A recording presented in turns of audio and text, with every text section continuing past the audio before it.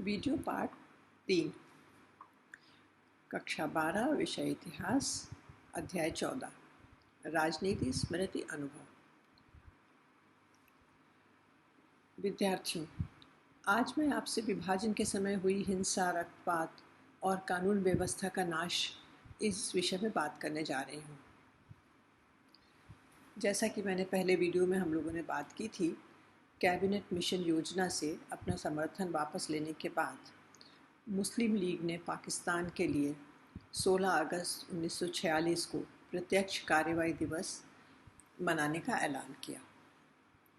उसी दिन से कलकत्ते में हिंदू मुस्लिम दंगे भड़क उठे, जो कई दिनों तक चलते रहे और इसमें हज़ारों लोगों की जान चली गई। 16 अगस्त 1946 में कलकत्ते में शुरू हुई ये हिंसा धीरे धीरे देश के अन्य भागों में भी फैलने लगी और मार्च 1947 तक कई भागों में फैल गई थी। और जो फैली तो फिर ऐसी फैली कि जैसे रुकने का नाम ही भूल गई। ये विशेषकर पंजाब में और उत्तर भारत में और उधर बंगाल की तरफ भी, तो काफ़ी जगहों पर ये 1948 तक, जब गांधी जी का बलिदान हुआ है, तब तक चलती रही। उनके बलिदान के साथ में जाकर ही ये हिंसा भी रुकी है। अब मैं आपको विभाजन से जुड़े हुए 3 मुख्य डेट बताती हूँ। पहली थी मार्च 1947। जैसा कि आपको याद है, कांग्रेस विभाजन के विरुद्ध थी और गांधी जी तो अंत तक विभाजन के विरोध में ही रहे,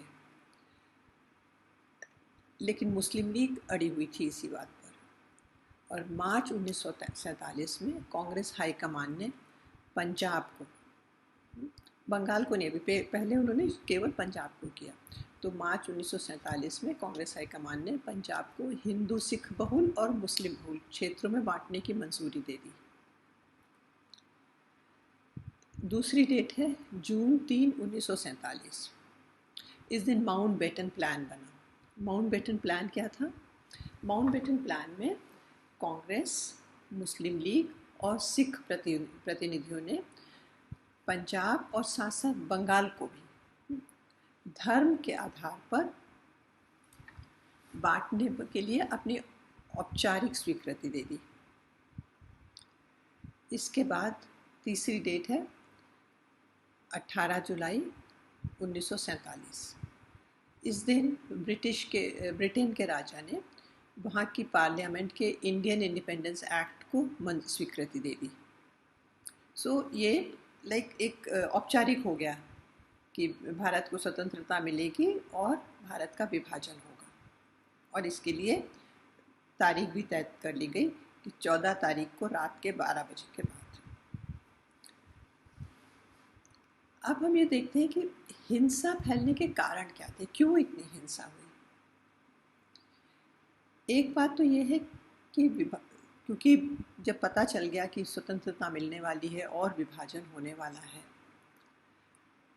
तो शासन की संस्थाएं बिखर जैसे गई। किसी को मालूम नहीं था कि सत्ता किसके हाथ में है। हालांकि औपचारिक रूप से अभी भी ब्रिटेन के हाथ में थी, लेकिन क्या अंग्रेज़ अफसर जो थे, अब ये समझ गए थे कि उनके जाने का समय आ गया है और वो भारत के मामले में हस्तक्षेप नहीं करना चाहते थे। वो जैसे कोई भी बड़ा डिसीजन लेने में हिचकिचाते थे, क्योंकि वो खुद ही इस तैयारी में लगे थे कि उनको तो यहाँ से जाना है। दूसरी बात थी कि मतलब यहाँ तक कि जब दरे सहमे लोग अंग्रेज़ अफसरों के पास, उन लोगों के पास गए कि मदद मांगने के लिए, तो वो कहने लगे कि आप तो गांधी, नेहरू, पटेल, जिन्ना, इन लोगों के पास जाओ, अब हम लोग नहीं कुछ कर सकते।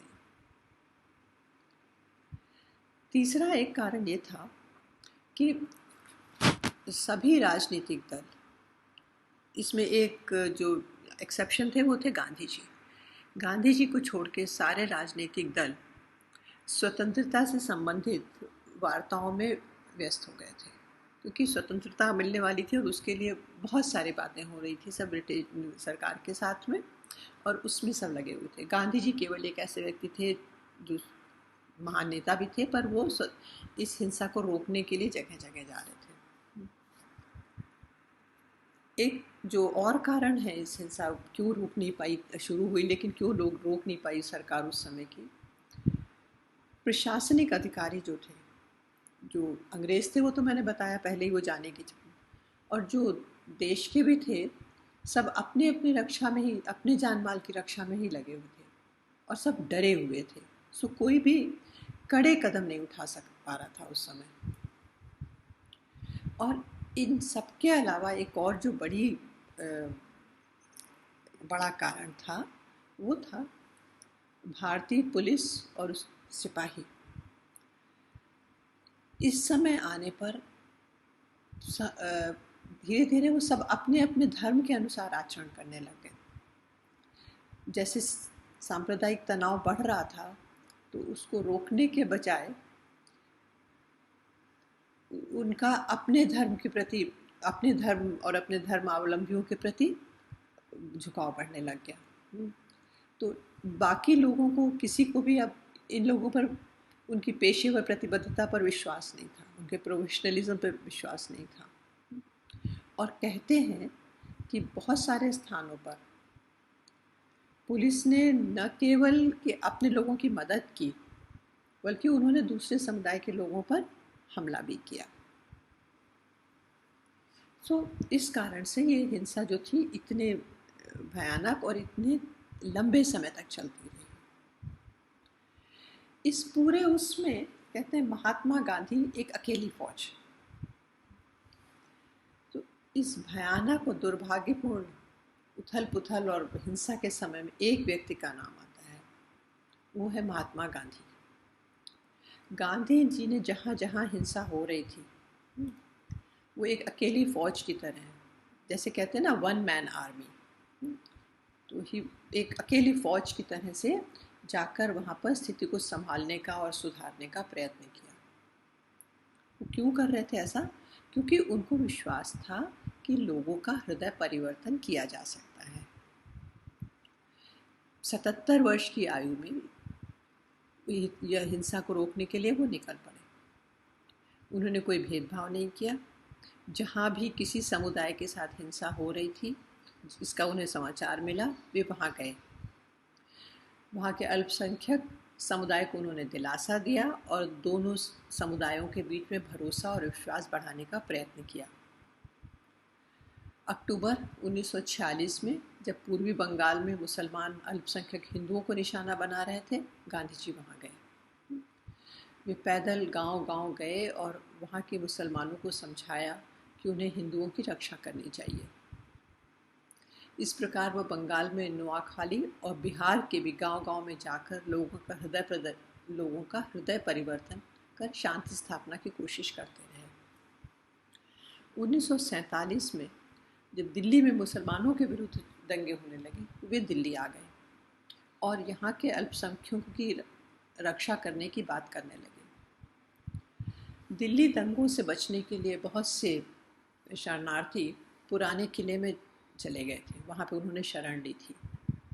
उनमें से एक व्यक्ति, उनका नाम है शाहिद अहमद दहलवी, उन्होंने लिखा है अपनी पुस्तक में, तो वो कहते हैं कि जैसे लंबी तेज़ गर्मी के बाद जब ठंडी फुहार पड़ती है पानी की, तो गांधी जी का आना इस तरह से उनको महसूस हुआ। वो कहते हैं अपने संस्मरण में कि गांधी जी के आने के बाद मुसलमान कहने लगे अब दिल्ली बच जाएगी। नवंबर 1947 में गांधी जी दिल्ली में शीशगंज गुरुद्वारे में गए एक सभा को संबोधित करने के लिए। ये शीशगंज गुरुद्वारा चांदनी चौक में है। जब उन्हें गांधी जी को चांदनी चौक की सड़कों पर कोई मुसलमान नहीं दिखा, तो जाके उन्होंने अब सभा में बोला कि इससे ज़्यादा शर्म की बात और क्या हो सकती है कि चांदनी चौक में एक भी मुसलमान नहीं है। गांधी जी अपनी मृत्यु तक दिल्ली में ही रहे। दिल्ली में मुस्लिमों के विरुद्ध भावना खत्म होने का नाम नहीं ले रही थी। कुछ लोग थे जो उनको सारे मुसलमानों को दिल्ली से निकाल देना चाहते थे। अपने आखिरी दिनों में इस सांप्रदायिक भावना से तंग आकर गांधी जी ने अनशन शुरू कर दिया। और आश्चर्य की बात यह है कि इस अनशन में उनके साथ बैठने वालों में वो हिंदू और सिख भी थे जो पाकिस्तान से आए थे। आश्चर्य की बात क्यों है? क्योंकि ये हिंदू और सिख वो लोग थे जो स्वयं इस हिंसा को भोग चुके थे, जो खुद इस त्रासदी से गुजर चुके थे जब पाकिस्तान से निकले थे। उसके बाद भी वो नहीं चाहते थे कि दोबारा यहाँ रहते मुसलमानों के साथ भी वही कुछ हो। मौलाना आज़ाद इस विषय में कहते हैं कि इस अनशन का असर आसमान की बिजली जैसा हुआ। लोगों को समझ में आने लगा कि सांप्रदायिक दंगे व्यर्थ हैं, लेकिन ये पूरा जो हिंसा का खेल था ये तभी खत्म हुआ जब गांधी जी की भी मृत्यु हो गई। मुसलमानों ने उस समय कहा कि दुनिया सच्चाई की राह पे आ गई थी। ये हुआ गांधी जी का। इस विभाजन में देर आर छोटे छोटे और दो नहीं ज़्यादा 3 या 4 आप कह लो, जिस तरह से आप उसको बांटोगे उसको कई 2 भी कह सकते हो, 4 भी कह सकते हो। और जो अगला हुआ था है बंटवारे में औरतें और औरतों की बरामदगी। औरतों की बरामदगी का क्या अर्थ होता है? साधारणतया किसी वस्तु की चोरी हो जाने पर जब पुलिस किसी के पास ढूंढ निकालती है तो उसे बरामद करना कहते हैं। विभाजन के समय अनगिनत लड़कियों और महिलाओं को जबरदस्ती दूसरे समुदाय के लोग अपने साथ ले जाते थे। तो या तो कभी उनका अपहरण करते थे या कभी साथ के पुरुषों को मारकर उन्हें ले जाते थे। इन्हें बोलचाल की भाषा में उठाई हुई औरतें कहा जाता था। 1946 से 1948 तक हुई दंगों में यूँ तो आदमी, औरत, बच्चों सभी ने तरह तरह की मुसीबतें उठाई। करोड़ों को अपना धन, दौलत, घर, परिवार, मित्र, जन्मभूमि, बसी बसाई जिंदगी सबसे हाथ धोना पड़ा। लाखों ने तो अपनी जान ही गंवा दी। औरतों के ऊपर दूसरी तरह की मुसीबत आई। ये एक दूसरे स्तर की मुसीबत थी। क्या थी वो? उनकी त्रासदी और पीड़ा दूसरी तरह की क्यों थी? क्योंकि एक बात है जो लगता है ये सारा देखने से कि औरतों को इंसान नहीं परंतु वस्तु या जायदाद की तरह से समझा जाता था। उस समय बहुत सारी औरतों और लड़कियों को अगवा किया गया, बार बार बलात्कार किया गया, उन्हें बेचा गया, खरीदा गया। कई बार अजनबी और विपरीत धर्मी व्यक्ति के साथ घर बसाने के लिए मजबूर होना पड़ा उन्हें। पर बहुत सारी औरतों ने इस भिन्न भिन्न प्रकार की शारीरिक और मानसिक त्रासदी और सदमे को सहन करने के बावजूद धीरे धीरे समय के साथ विपरीत परिस्थितियों में भी पारिवारिक संबंध विकसित किए। अब क्योंकि वो काफ़ी समय तक वहाँ रहने लगी थी, उस समय की ऐसी समस्याओं को सुलझाने के लिए बहुत संवेदनशीलता की आवश्यकता थी। परंतु उस समय की जो हमारी दोनों ही नई सरकारें थी, भारत की, पाकिस्तान की, वो ये संवेदनशीलता नहीं जुटा पाई। क्या हुआ? एक बार तो पहले उनको ज़बरदस्ती औरतों को उठा के ले गए थे, और जब वो धीरे धीरे उस नए माहौल में, नई जगह पर किसी तरह से अपने को संभाल पाएं, तो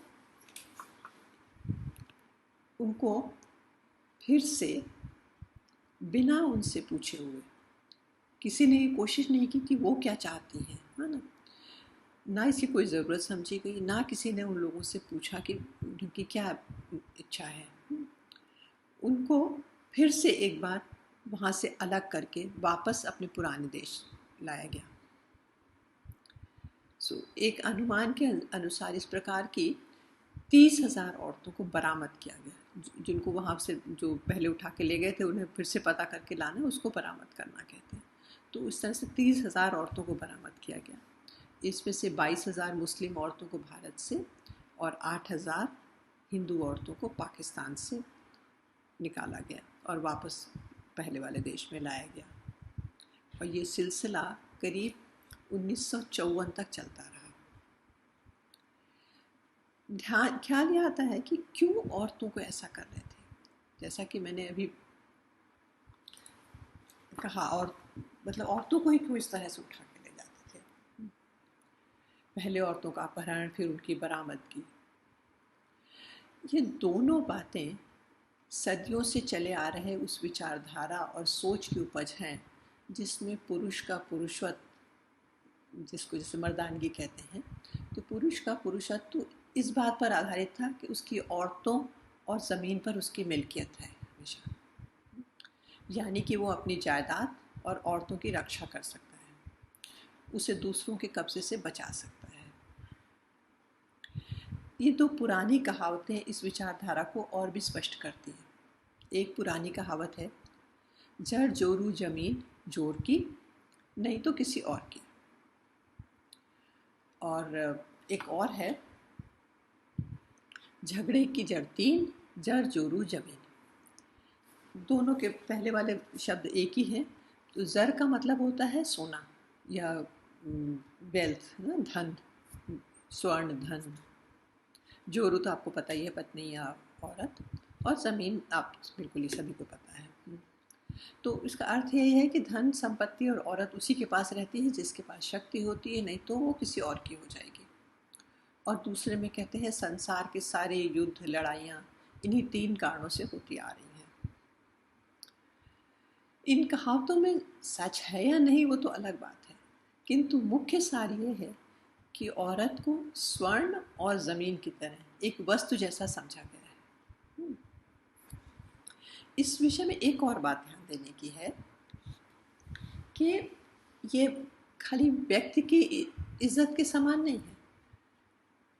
जो होता है ना कि औरत के साथ इज्जत जुड़ी होती है व्यक्ति की, तो ये केवल व्यक्ति की नहीं, बल्कि ये पूरे समुदाय की इज्जत से जुड़ा होता है। पूरे समुदाय की इज्जत सम्मान से जुड़ी होती है।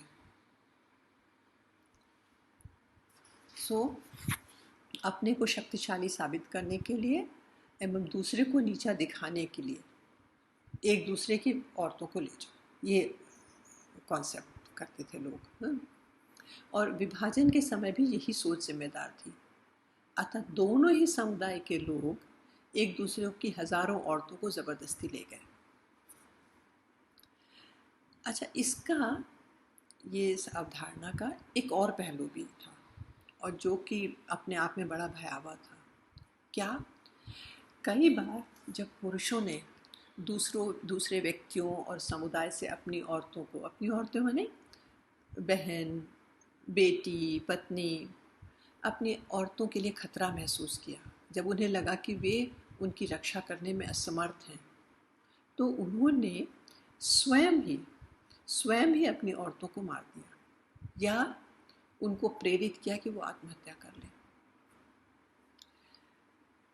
एक भारतीय लेखिका हैं उर्वशी बुटालिया, उन्होंने एक पुस्तक लिखी है जिसका नाम है the other side of silence. इस पुस्तक में लेखिका ने रावलपिंडी के गांव की एक ऐसी ही दर्दनाक घटना का विवरण लिखा है। कहते हैं कि विभाजन के समय इस गांव की एक दो नहीं 90 औरतों ने अपनी मर्जी से कुएं में कूदकर जान दे दी। उन्होंने दुश्मनों के हाथ में पड़ने से अधिक मर जाना पसंद किया। इस गांव से आए शरणार्थी आज भी दिल्ली के गुरुद्वारे में 13 मार्च को इस घटना पर कार्यक्रम आयोजित करते हैं। उस समय पुरुषों ने न केवल अपनी स्त्रियों के इस निर्णय को स्वीकार किया, बल्कि कई दफ़ा उन्होंने अपनी औरतों को मरने के लिए, आत्महत्या करने के लिए उकसाया भी। इन आयोजकों के अनुसार ये उन पुरुषों की बहादुरी दिखाता है। इस कार्यक्रम में इस घटना को विस्तार से सुनाया जाता है और औरतों को, अभी प्रेजेंट डे औरतों को अपनी बहनों के बलिदान और बहादुरी को मन में संजोने और स्वयं को भी उसी सांचे में ढालने के लिए प्रेरित करने के लिए कहा जाता है। ऐसे कार्यक्रम से क्या होता है? ऐसे कार्यक्रम से हम पुरानी यादों को जीवित रखने का कार्य करते हैं। इस कार्यक्रम में और हम कहीं भी जब ऐसी बात होती है तो ये कभी नहीं कहा जाता कि ऐसी भी कोई औरत होगी जिसको जो मरना नहीं चाहती थी या जिन्हें मजबूर किया गया, लेकिन उनकी बात नहीं होती है। अब हम ये सोच देखते हैं इस हिंसा में क्षेत्रीय विविधताएं क्या थी।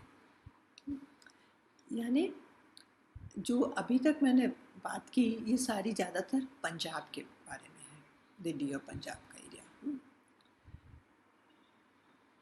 अब क्या होता, भारतीय पंजाब से लगभग सभी मुसलमान दूसरी ओर चले गए और पाकिस्तानी भाग से हिंदू भारत की ओर खदेड़ दिए गए।